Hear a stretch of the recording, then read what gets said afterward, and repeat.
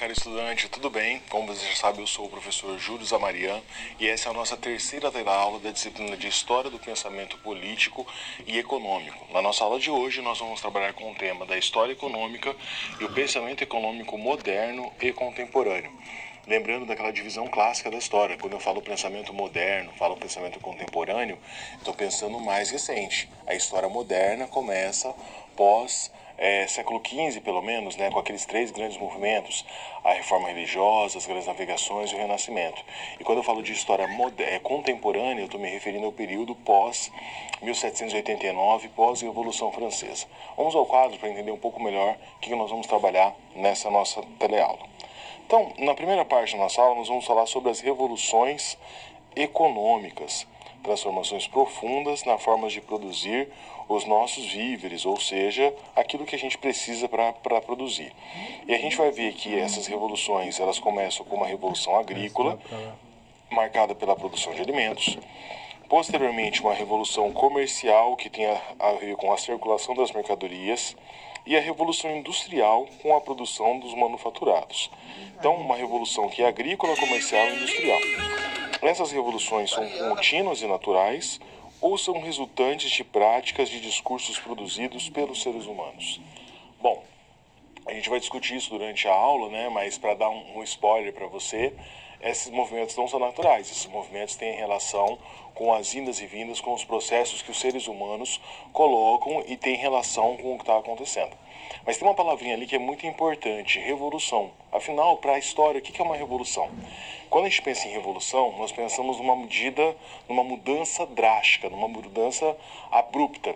Uma revolução na história é algo que muda paradigmas.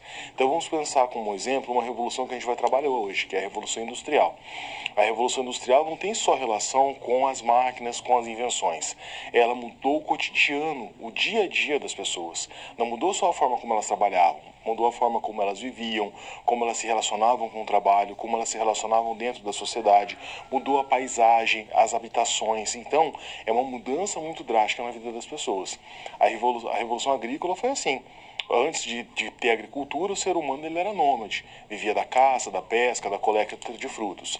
Depois, com a Revolução Agrícola, esse ser humano tem um modo de vida sedentário estabelecido. A Revolução Comercial é a mesma coisa. Os países ali na época, principalmente do mercantilismo, tem todo uns rituais a serem seguidos para acumular capitais, para acumular dinheiro, para poder ter riqueza. E a Revolução Industrial é aquela que vai dar início ao processo de acumulação do capitalismo e ao sistema capitalista que nós vivemos até hoje. Então essas revoluções, elas não são simples, elas não são apenas fatos históricos, elas são fatos históricos que têm consequências, que têm continuidades muito grandes, por isso que nós estudamos e espero contribuir e ajudar aí no entendimento desse período, principalmente com relação à Revolução Comercial e à Revolução Industrial.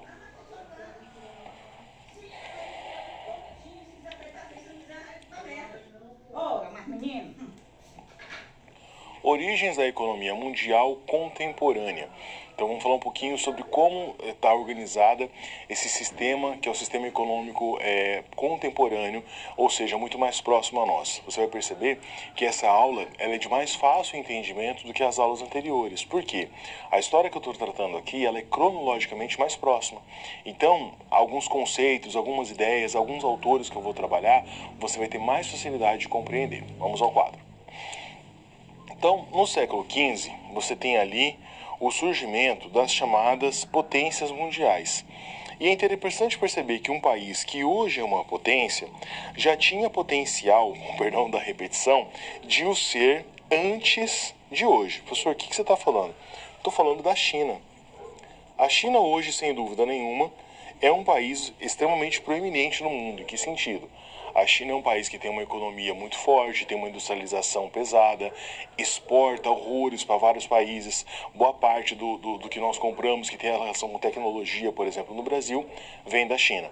Mas a China já tinha potencial de crescimento, de ter uma influência global desde o século XIV. Mas algumas conjecturas e próprias relações internas chinesas não permitiram que ela se tornasse uma potência, como foi a Inglaterra, por exemplo, ainda no no século XVII, no século XVIII principalmente. Hoje nós temos essa proeminência da China, mas isso poderia ter acontecido séculos atrás. Voltando ao quadro, aqui a gente está vendo um pouquinho de um mapa na qual a China é colocado como o centro das ações, o conhecimento que eles tinham já sobre mapas, sobre cartografia, era extremamente avançado para a época. E aqui, né, alguns navios chineses, né? Então você tem os chineses, os árabes e os europeus.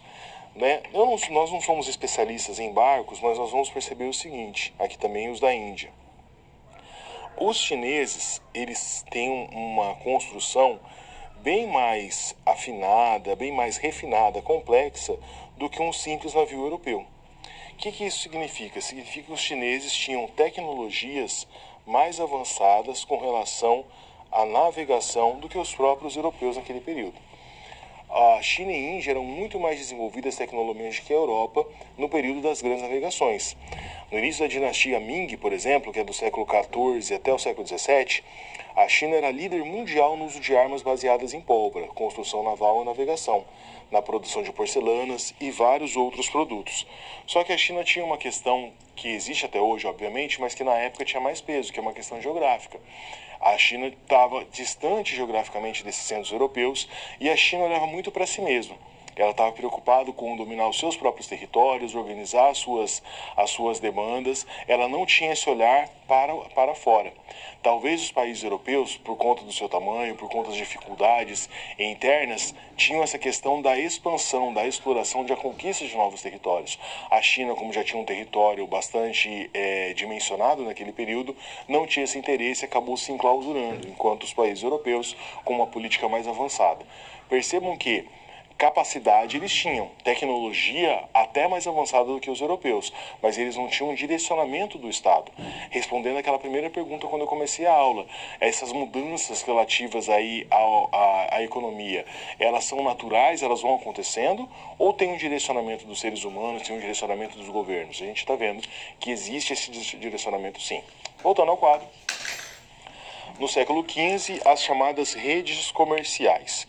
Esse mapa, né, ele é mais simples, até porque ele é mais da época, mas percebam o seguinte, aqui nós temos o continente africano, a Europa, né, se tem dificuldade de localizar a Europa, localiza a Itália que você está feito. Então aqui é a região da Europa e, logicamente, o continente muito maior, a Ásia. O que a gente percebe? Os vários traços, os vários círculos comerciais têm relação sempre com a China. Todo esse traço mais escuro que você está vendo aí na imagem, ele demonstra rotas comerciais que os chineses dominavam, rotas essas que eram principalmente ligadas ao comércio. E, especificamente, quando a gente fala do século XV, as mercadorias que vinham aqui da Índia, pega a região aqui ó, de Calicut, por exemplo, que é a primeira região que os portugueses têm contato, os chineses dominavam o comércio dessa região em parceria com os comerciantes de Gênova e Veneza. Aqui, olha, onde você tem Constantinopla, você tinha também aqui colocado o Império Turco-Otomano. Então, o que acontecia? O Império Turco-Otomano tinha acesso a essas mercadorias da Índia, assim como os chineses. Essas mercadorias eram revendidas aos comerciantes de Gênova e Veneza, e esses os revendiam para a Europa. Você deve se lembrar da sua aula lá do 7º ano do ensino fundamental, 2º ano do ensino médio, quando o professor de história fala bem assim para você, olha, os portugueses e espanhóis estavam numa corrida porque eles queriam achar uma nova rota de comércio para chegar até a Índia. Qual que é a questão que a gente tem que refletir sobre isso? Se eles estão buscando uma nova rota de comércio, por que não usar a antiga? Por que não usar a rota que já existe? Porque essa rota era dominada por esses mercadores. Mercadores turcos otomanos que dominavam a região próxima da Índia e da China comercialmente e revendiam essa mercadoria para os que seriam italianos de Gênova e Veneza. Por que seriam italianos? Porque naquela época a Itália ainda não existia, mas essas cidades existiam como uma espécie de cidades-estado. E essas cidades revendiam as mercadorias para o resto da Europa. Se você pegar o mapa, você vai ver que é muito mais perto de Portugal atravessar o mar Mediterrâneo e chegar por terra na Índia ou nas proximidades da China, do que dar a volta pelo périplo africano, pelo contorno da África.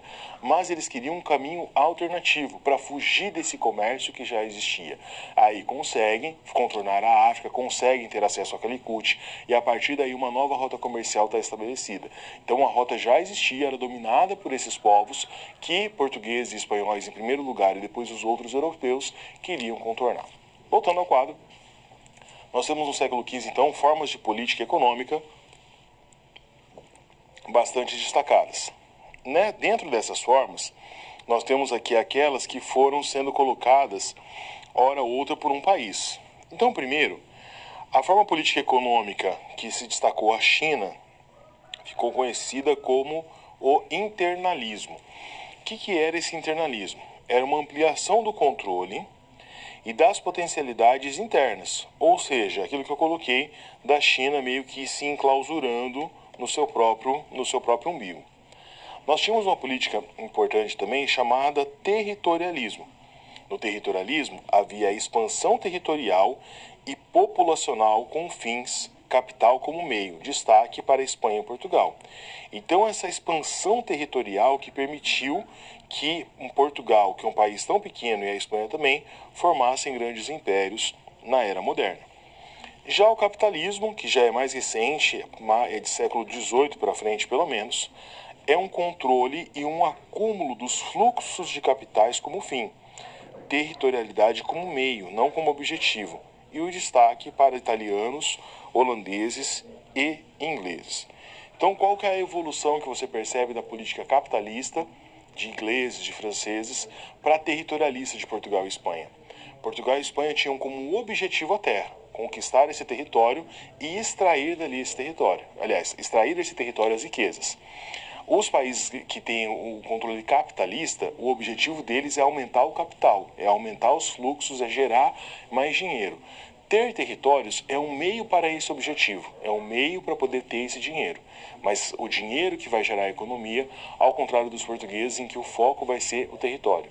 E isso explica nessa política internalista porque que os chineses, apesar de terem um potencial maior, inclusive, do que essas recém-nascentes potências europeias, eles não conseguiram alavancar um desenvolvimento para pensar assim num domínio global, porque eles estavam pensando e eles estavam focados apenas no seu próprio território.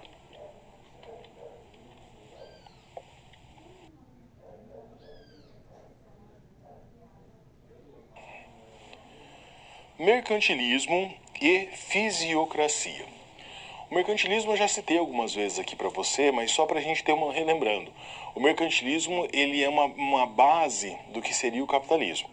No mercantilismo você tinha algumas regras, talvez a principal delas é o metalismo, ou seja, um país rico, um país envolvido, é um país que tem metais preciosos, é um país que tem protecionismo, um país que tem balança comercial favorável, alguns princípios que inclusive são caros a nós.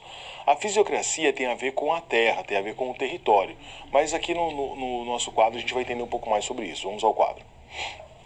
Então, primeiro pegando ali no contexto histórico. Um contexto histórico da modernidade, você tem uma centralização política e os aparelhos do Estado. O que é essa centralização política? Vamos traduzir isso como absolutismo.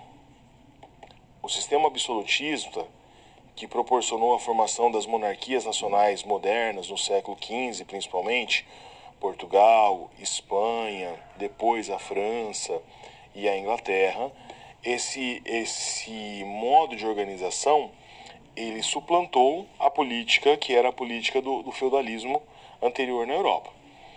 Há aparelhos do Estado. O que são os aparelhos do Estado? São os mecanismos que o governo utiliza em prol dos seus objetivos, como, por exemplo, a política econômica. A política econômica dos Estados, no caso desse contexto histórico ligado ao mercantilismo, é o que vai definir o objetivo de um país.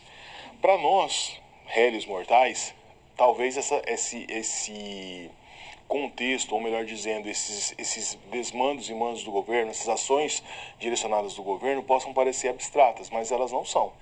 Pense, por exemplo, que no século XVIII, quando a Inglaterra proporciona a Revolução Industrial, todo o mecanismo para gerar a Revolução Industrial era comandado pelo governo. O governo incentivava para que as pessoas abrissem novas empresas, o governo incentivava tecnologias, premiava pessoas que inventavam novas máquinas. Então o governo consegue, com algumas ações, criar esses direcionamentos. No Brasil, por exemplo, no século XX, ao invés de investir na industrialização, nós investimos no agronegócio. Aquela ideia de que o Brasil ia ser o celeiro do mundo, que o mundo todo ia ter que comprar comida do Brasil, e nisso o Brasil ia se destacar. O governo criava medidas. E hoje também. Se o governo determina a isenção de alguns impostos para beneficiar determinado setor da economia, ele dá incentivos fiscais, ele melhora as condições de financiamento, por exemplo, ele direciona a economia. O governo tem essas capacidades desde a era moderna. Então, na era moderna, o que acontecia? Esses países criavam direcionamentos para fomentar esse comércio exterior, para fomentar esse avanço territorial, esse comércio que existia no mercantilismo. Tudo isso é direcionamento do governo. Voltando ao quadro. Obviamente, deixa eu apagar aqui para não ficar confuso. Um grande desenvolvimento urbano, comércio e colonização. Esse binômio comércio e colonização andam muito juntos. Pensem, por exemplo, no que estava feito com relação a Portugal e Espanha. Nessas duas imagens, nós temos aqui, primeiro, mostrando ainda um contexto um tanto quanto, não gosto de usar essa palavra, mas um tanto quanto primitivo com relação à agricultura. Essa imagem é a típica agricultura da época do feudalismo, então a plantação sendo feita praticamente manual. Você tem aqui um cavalo puxando uma esteira que basicamente está só riscando o chão. Do outro lado aqui a pessoa ali com arco e flecha, enfim, um contexto muito mais bucólico. Já nessa imagem à direita, que é a imagem mais próxima do nosso contexto histórico, o contexto histórico do absolutismo, da formação das monarquias nacionais, você tem o quê? A cidade sendo colocada com uma coisa mais urbana e destaque para o barco aqui na frente, o navio aqui na frente, representando essas questões comerciais. Então as duas imagens representam essa transição de um mundo mais bucólico, de um mundo mais feudal, de um mundo com um poder descentralizado, mais interiorano, sem muito comércio, para os grandes centros urbanos, os grandes comércios, que não vão ser só internos na Europa, mas também vão ser colocados para fora das fronteiras europeias. Não é à toa que um termo que para nós hoje é muito cotidiano, mas tem a sua origem nesse período, que é a globalização. O que é a globalização? Essa interdependência do mundo, o fato de você ter relações comerciais, relações culturais, econômicas em várias localidades do mundo. Então a gente tem isso hoje muito bem estabelecido. Essas relações começam com as grandes navegações. Se eu pegasse um mapa, por exemplo, do comércio europeu antes das grandes navegações, ele era mais restrito. Ele começa a ser expandido. Bem com demoras, lógico que as tecnologias de transporte e comunicação naquela época, no século XV e XVI, eram muito inferiores à que nós temos hoje. Mas você tem ligações entre Portugal na Europa, entre o Brasil aqui na América, entre a África, entre territórios do continente africano, entre regiões que eram dominadas pelos portugueses que estavam na Índia, todos entrecruzando os mares.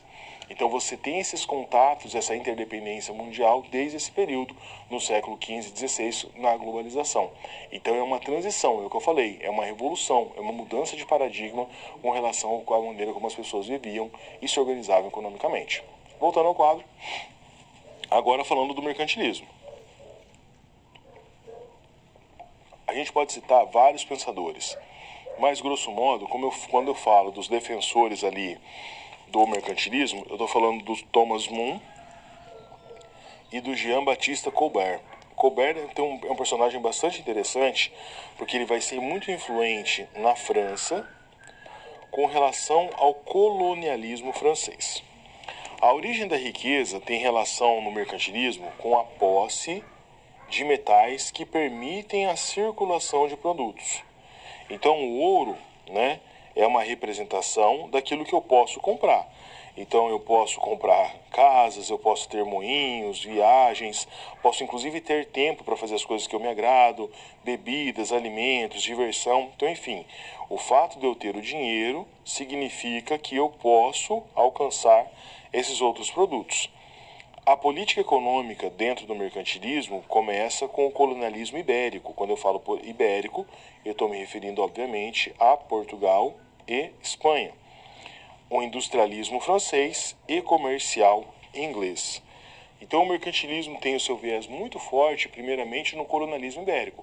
Portugal e Espanha dominando novas regiões para buscar metais preciosos, e esses metais preciosos dariam a eles capacidade de consumo de outros produtos.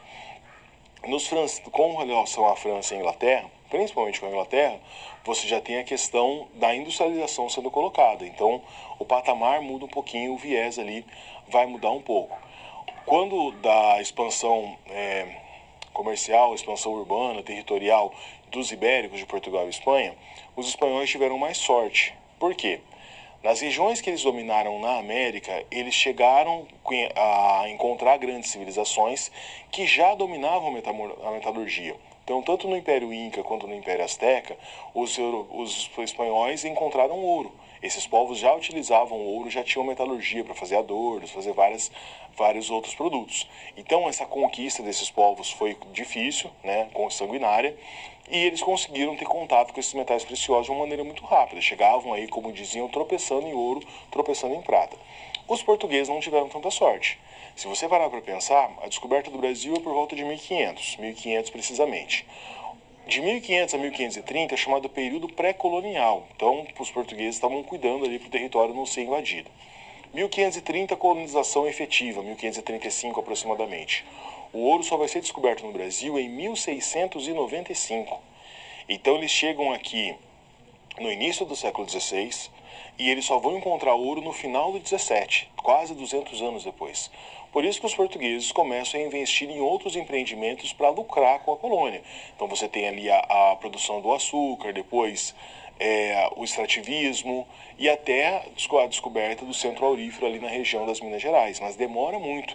Portugal, nessa corrida metalista, fica quase 200 anos atrasado com relação ao que os espanhóis tinham feito até então.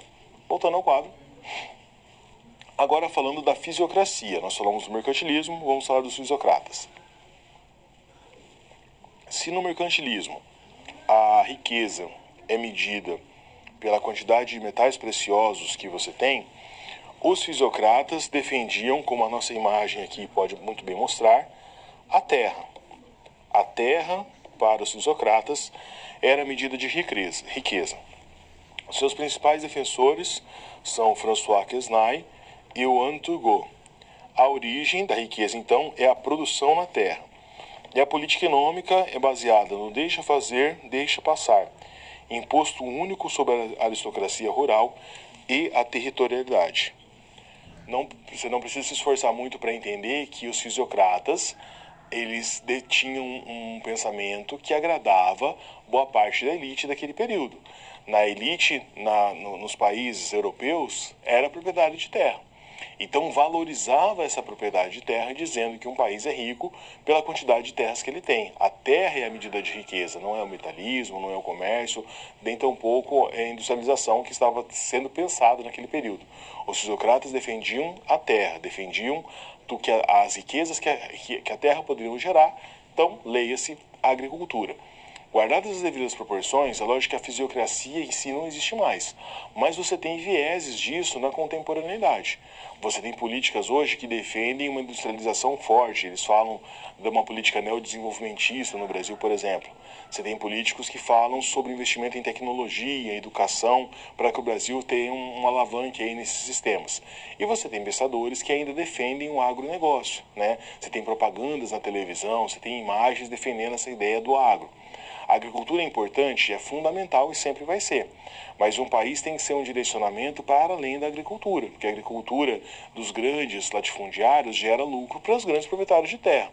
Não gera lucros, dividendos, não tem uma repartição de riqueza nem para o país e nem para a população. Então tem esses direcionamentos dos países que não são naturais, mas que devem ser organizados por um bom governo. No contexto que a gente está estudando da modernidade, mercantilismo e fisiocracia rivalizavam, mas é obviamente que o mercantilismo acabou saindo vitorioso e a maioria dos países defendia essa política que vai ser o embrião do que lá na frente vai gerar o capitalismo.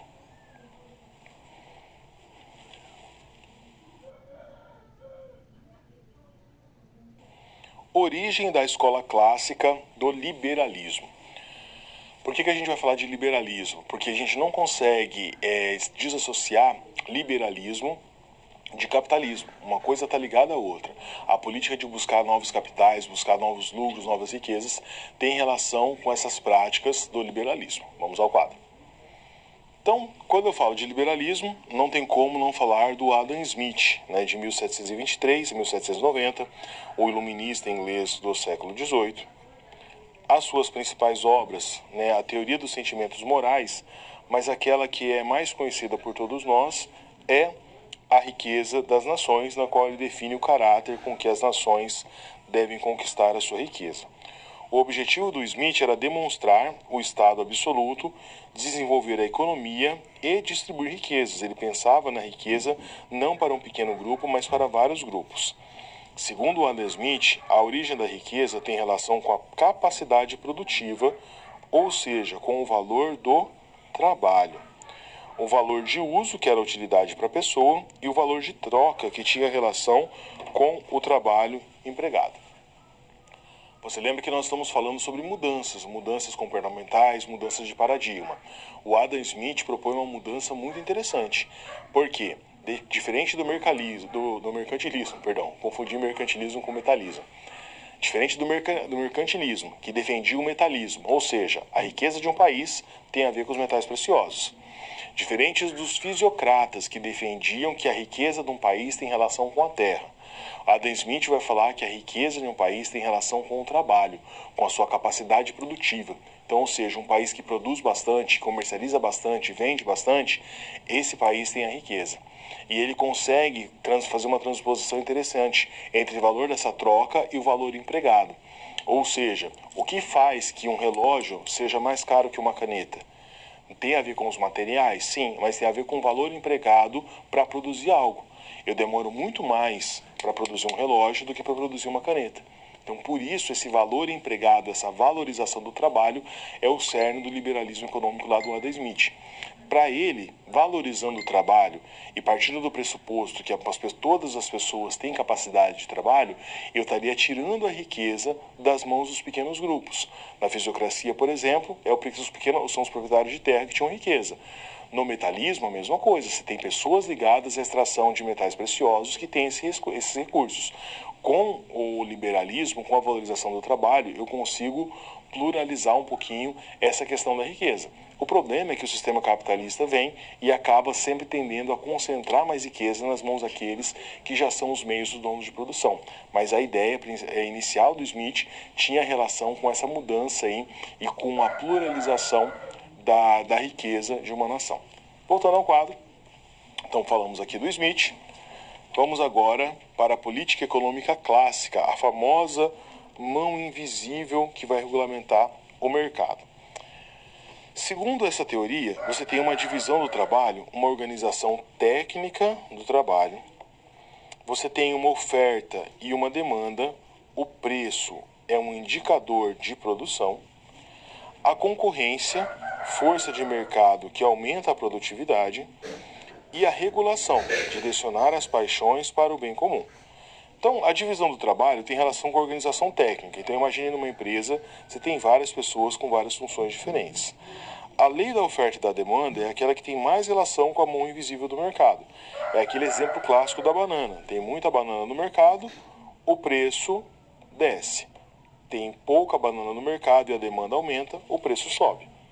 A concorrência, a livre concorrência, é a grande força do mercado para aumentar a produtividade, para aumentar a tecnologia, para aumentar a qualidade. E a regulação direciona essas paixões para o bem comum, ou seja, a gente tem que pensar também naquilo que seria melhor para a população em geral. Eu não vou ter todo o direcionamento do governo voltado, por exemplo, para a produção de joias, sendo que a produção de alimentos é mais importante e vai gerar riqueza para o país. Então você tem essas regulamentações que são colocadas nesse momento. Vamos ao próximo quadro. Eu coloquei uma citação aqui do Adam Smith, do texto da Riqueza das Nações, para a gente refletir um pouquinho sobre o pensamento desse grande autor. O Smith vai dizer o seguinte, todavia, tais atos de liberdade natural de alguns poucos indivíduos, pelo fato de poderem representar um risco à segurança de toda a sociedade, são e devem ser restringidos pelas leis de todos os governos, tanto dos países mais livres como dos mais despóticos. A obrigação de erguer os muros refratários visando a impedir a propagação de um incêndio constitui uma violação da liberdade natural, exatamente do mesmo tipo dos regulamentos do comércio bancário aqui propostos. Então, essa defesa do Adam Smith do liberalismo, ela é em certo ponto exagerada. Em que sentido? Ele está falando que se você cria sistemas bancários que colocam ali algumas regulamentações com relação ao comércio, por exemplo, é como se fosse uma pessoa que está incentivando um incêndio ou que não está combatendo o incêndio. Só que a gente tem que pensar que esse liberalismo, muitas vezes, ele pode levar a diversas a consequências extremas. Se você pensar, por exemplo, na crise de 1929 nos Estados Unidos, ela foi uma crise causada pela falta de regulamentação do mercado. A grande especulação na Bolsa de Valores levou à crise porque as ações não valiam aquilo que estava colocado por conta de toda a especulação do comércio que estava sendo recrudescido pela recuperação europeia do período. Então, ele vai defender um liberalismo exacerbado, um liberalismo total, mas a gente percebeu ao longo da história que nem que se a gente pegar a pessoa que mais defende o liberalismo hoje, algumas pequenas regras, algumas pequenas limitações existem. Uma liberdade total, assim como na sociedade ela não existe, a minha liberdade acaba onde começa a sua. No mercado seria algo parecido, você deveria também ter algumas limitações nessa liberdade, porque senão você cria um caos ao invés de ter uma liberdade de fato.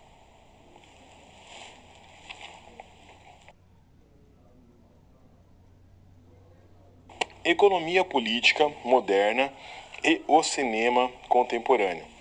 A gente vai falar um pouquinho dessa nossa primeira situação-problema e a gente vai extrapolar um pouquinho aqui os nossos pensamentos. A gente vai relacionar cinema com economia. Parece estranho, mas vocês vão ver que vai dar certo. Vamos ao quadro. O pensamento do personagem Thanos do filme dos Vingadores, Guerra Infinita e Vingadores Ultimato, tem a ver com o pensamento econômico clássico. Então, acredito que você já assistiu esse filme, os dois filmes do Vingadores, aí do tanto Guerra Infinita como Ultimato, mas só para a gente relembrar. Thanos é o arquival ali dos Vingadores e o objetivo dele é dizimar uma parcela significativa da população, não só mundial, da população intergaláctica. E qual que é a justificativa do Thanos, né? Estralando os dedos lá com as joias do infinito para acabar com a população? Ele fala que essa população tão grande, ela gera problemas. Ela gera fome, ela gera guerras, ela pode gerar uma incapacidade de curar as doenças. Então ele fala que matando ali uma porcentagem interessante da população, ele está reduzindo esses problemas. Daí vai ter comida para todo mundo, vai ter água para todo mundo, assistência médica para todo mundo, e com a população crescente isso não vai ser possível. Então, olha que interessante, é óbvio que o Thanos no filme ele é o vilão. E um genocídio não justifica-se de maneira nenhuma. Mas o pensamento dele tem uma lógica. A gente pode não concordar com essa lógica, mas ela existe. Ele não é um pensamento aleatório. Ele é um pensamento que nós condenamos, mas ele tem uma lógica interna que para ele, lá no caso do filme, faz sentido. Voltando ao quadro. Aqui na problematização, nós temos um pensador bastante conhecido, que é o Thomas Malthus. O Malthus tinha um pensamento que eu não vou falar para você, obviamente não é igual ao do Thanos, mas é parecido. O Malthus disse o seguinte, era uma grande e ácida crítica que era feita, né? Repousa na política da assistência à população desfavorecida. Segundo Malthus, as leis a favor dos pobres nunca acabaram com a pobreza, disse Malthus. Pelo contrário, somente aumentaram a pobreza. Então, para ele, que também era pastor, olha que coisa interessante, a ajuda monetária às populações pobres poderia gerar um crescimento populacional. E esse crescimento aumentaria a oferta de trabalho, que se não fosse absorvida pela demanda equivalente, traria uma consequência, o aumento do desemprego. Então, tanto que nós estamos aqui, a produção agrícola, para ele, é uma produção sistemática, não contínua. E se eu aumentar a população, essas linhas vão se cruzar. Então, você vai ter uma população maior do que a demanda de alimentos que pode ser produzida. Então, percebe como é que o pensamento do Malthus está próximo do pensamento, entre aspas, do Thanos? Ele falava isso, política econômica para os pobres não vai dar certo, porque os pobres vão aumentar em número, vai faltar comida para essa galera e a gente vai entrar numa crise ainda maior. Lógico que a política malthusiana lá de controle de natalidade, não tinha a ver com o genocídio pregado pelo Thanos no filme. Mas percebam que é a mesma lógica, o mesmo início de raciocínio. Raciocínios lógicos muitas vezes podem levar a problemas extremos. Nem tudo que é lógico é correto, né? Então a gente tem que tomar cuidado com esse tipo de relação. Voltando ao quadro, para a gente encerrar a nossa RCP. O Thanos, então, que é o personagem, e o Malthus, que é o economista, partem dos mesmos princípios econômicos, superados pela economia política atual. No passado, esses princípios foram utilizados para naturalizar genocídios e legitimar a eugenia. A eugenia, o que seria? A ideia de você modificar uma pessoa, de você criar uma raça, entre aspas, uma etnia perfeita. Então eu vou controlar os nascimentos, eu vou fazer aqui cruzamentos genéticos para criar um homem mais potente, criar um homem mais forte, um homem mais perfeito. Só que isso vai totalmente contra tudo que a gente acredita quando a gente fala do combate à discriminação, quando a gente defende a sociologia, quando a gente fala sobre uma humanidade em si. Mas é um pensamento que tem uma lógica interna. Então a gente tem que tomar cuidado com esse tipo de princípio, com esse tipo de pensamento, porque ele pode gerar lá na frente consequências drásticas. Vamos agora para o nosso primeiro momento de interação. A nossa pergunta é a seguinte: você conhece outros exemplos de princípios econômicos modernos ultrapassados atualmente? Pense e reflita, eu volto em alguns instantes com a resposta.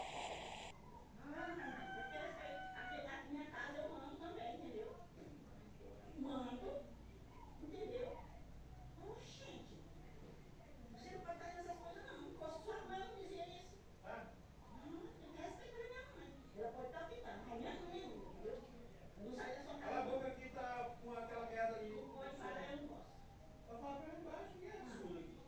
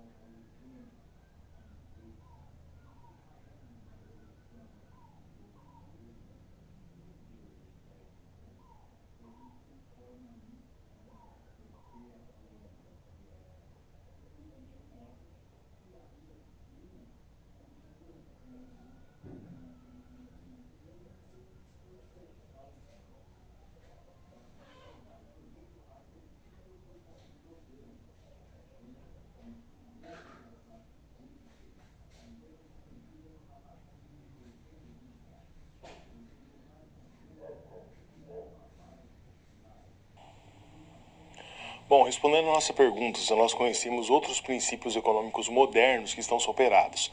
Lembra da modernidade. Um princípio moderno que foi superado, com certeza, é a ideia do mercantilismo. Muito embora nós temos alguns princípios parecidos com o mercantilismo, por exemplo, balança comercial favorável. Todo país quer vender mais do que, quer exportar mais do que importar. Mas aquela fissura do metalismo, por exemplo, não existe. Hoje em dia, um país não precisa ter reserva nenhuma de metal precioso. Mas se ela tem uma tecnologia avançada para produzir determinados produtos, pensem, por exemplo, na China, que domina nanotecnologias para celulares, para computadores, ela não precisa de reserva de minérios para ter isso. Então, é um princípio de uma economia moderna, mercantilista, e que foi superado, assim como outros princípios. E eu quero que você sempre se lembre o seguinte: essas determinações do Estado, elas não são naturais, elas não brotam do nada. Existem estudos e existem direcionamentos. E esses estudos, esses direcionamentos são feitos pelos governos. Governos mais competentes conseguem direcionar os seus países para que eles tenham uma pujança econômica maior e, consequentemente, se desenvolvam. Governos incompetentes não conseguem fazer esse sistema.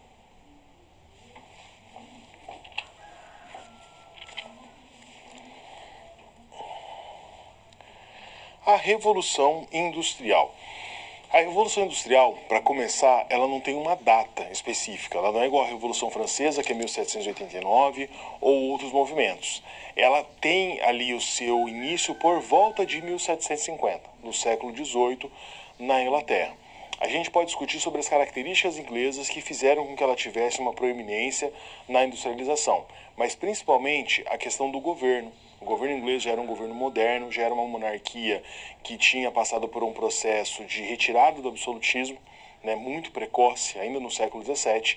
O rei existia, mas era o parlamento que governava. Então você tinha a burguesia inglesa influenciando muito nesse governo, não dependendo dos ditames aí de um autocrata ou de um ditador autoritário, ou mesmo de um rei absolutista que não tivesse um direcionamento adequado. Então esse governo moderno fez com que os direcionamentos da Inglaterra proporcionassem a Revolução Industrial, proporcionasse essa mudança, que começa na Inglaterra, se espalha pelo mundo e muda para sempre a vida de todos nós. Vamos ao quadro. Então, primeiro, eu gostaria de destacar para você a questão do artesanato e do controle das corporações. Antes de você ter a industrialização, você tinha o artesanato, ou seja, as pessoas produziam seus produtos manualmente. E você já começa a ter um controle das chamadas corporações de ofício. O que eram as corporações de ofícios? Eram associações vamos pensar num sapateiro, por exemplo. Era uma associação de sapateiros. O que essa associação fazia? Primeiro, eles combinavam preços entre si, para um não cobrar muito diferente do outro. Então seria algo parecido com o que a gente tem hoje no cartel. Lógico que não tinha essa organização, mas tinha esse sentido. Eles trocavam os segredos da profissão. Qual que era o melhor couro para fazer determinado sapato, como que funcionava a sola, controlavam os aprendizes, a pessoa que entrava numa corporação de ofício, trabalhava ali para